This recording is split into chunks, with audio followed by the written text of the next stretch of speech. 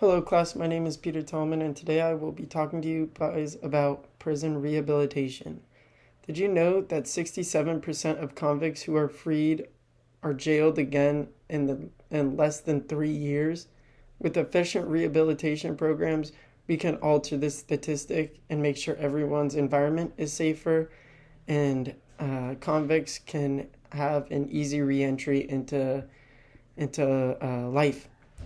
So inmates who take part of educational and vocal training programs are 43% less likely to reoffend within 3 years of release. This is according to the National Institute of Justice analysis. According to my thesis of this essay, revicticism rates can decrease and communities can become much safer when there are efficient prison rehabilitation programs. It speaks in particular about the value of readmission, preparedness, and mental health and substance abuse treatment. This also includes educational and work training. Now let's focus on how crucial community reintegration and assistance programs are to lowering revicticism rates. By giving inmates the tools and assistance they need to efficiently reintegrate into society, we can work with them to keep them from taking up criminal activity again. Putting in place reentry programs to assist people in adjusting to life and release is very important, especially when it comes down to substance abuse and staying off of the substance. We have to support the people that are released from prison because they have served their time. And we shouldn't judge a person on their past, but on who they are today. And that could have been a huge life-altering thing.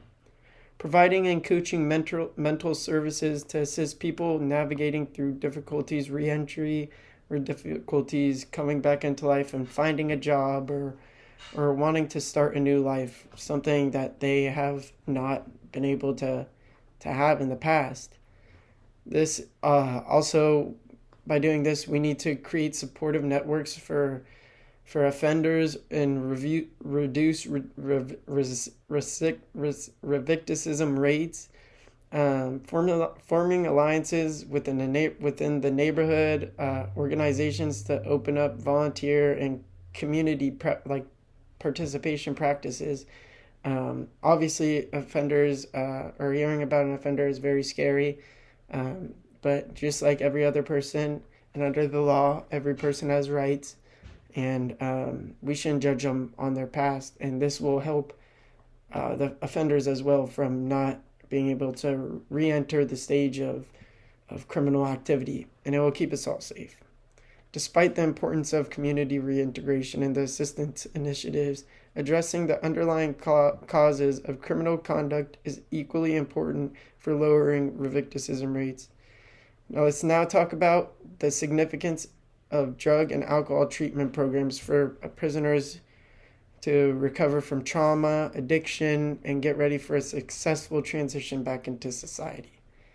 Mental health and substance abuse are two very, very difficult things to come across, especially, not to come across, but to deal with, and especially for prisoners getting let out, ex-convicts. It can be such a struggle just trying to get them back into society without having to think about or deal with their past health issues or substance abuse. And it's also a struggle stopping them from going back to that place, effectively or whatever has gotten them in there. This will keep them away from that. Options for both the individual and group treatment. This will address many varieties of mental health conditions such as PTSD, anxiety, and depression. This would be super, super great to have for prisoners that are trying to get into society and motivate themselves, but it will keep them from turning to what they previously thought mentally or thought what was right to do, like drugs or alcohol. Education and vocal training. These training programs would be crucial to lowering recidivism rates, in addition to mental health and substance abuse treatment. It will support the ex-convicts and help them with their transition back into life. Let's now focus on how these programs can help inmates get ready for a smooth transition back to society. So first, we would need to help educate and train convicts for the workplace. Maybe some people were in there for 20 years and don't know what society is like now. We know it's very hard finding a job after going to prison. But this is a way for prisoners to feel like they do have a job and can leave prison knowing that they have something to support them in finding a job and finding out what they want to do in life.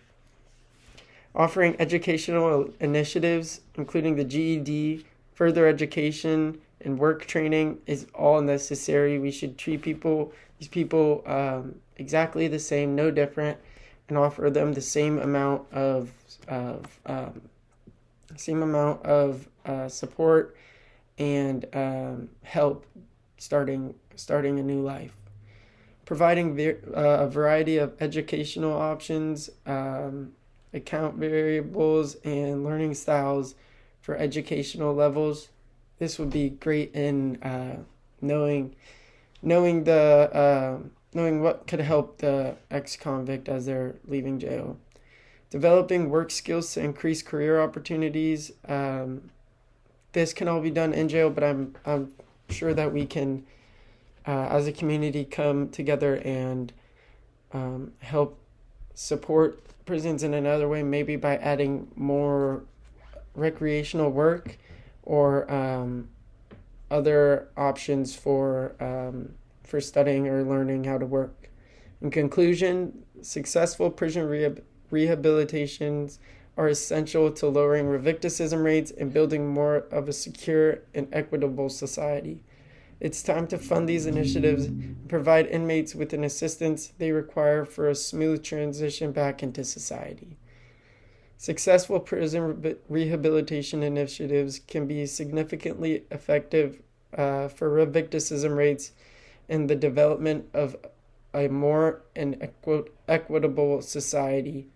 We can help break the cycle of crime and encourage effective re-entry back into society by offering inmates educational, vocal training, mental health and substance abuse training, and support for community reintegration.